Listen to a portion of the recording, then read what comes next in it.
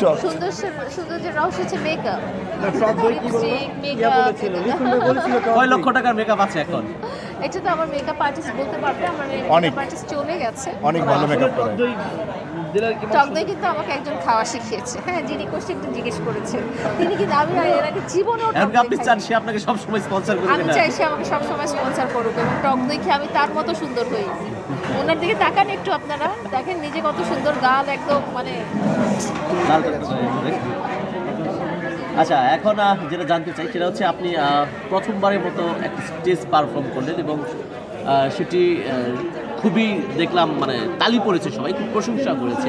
এই যে নতুন এক্সপিরিয়েন্স জীবনে যোগ হলো, কেমন এনজয় করলেন এবং কতটুকু শ্রম দিতে হয়েছে? আমি প্রথমেই বলবো ধন্যবাদ দেব পিয়ালকে এবং সাথে সাথে অপূর্ব ভাইকে, যারা আমার উপরে এই বিশ্বাসটা রেখেছেন এবং এত বাধা বিপত্তি সত্ত্বেও যারা আমার উপর ওই ভরসাটা করেছেন যে আমি তাদেরকে নিরাশ করব না। তো তাদের কাছে আমি চিরকৃতজ্ঞ। এটা মানে সারা জীবন আমি যদি তাদেরকে থ্যাংক ইউ বলে যাই তাহলে কম বলা হবে। আর পারফরমেন্স করতে পেরে ভালো লেগেছে, খুব ভালো লেগেছে।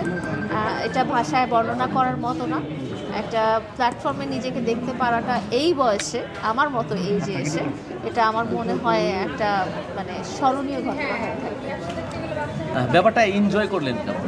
অসম্ভব এনজয় করেছি, অসম্ভব। কতদিন রিহার্সাল করা লাগছে এই গানটার জন্য? আমরা রিহার্সাল আজকেই করেছি, আপনারা দেখেছেন। ওইটা কি ফার্স্ট রিহার্সাল ছিল? সামনে তো রমজান আসছে আর এক দিন পরে। রমজানের স্পেশাল কোনো আছে প্ল্যানিং আছে কিনা আপনার? রমজান এবার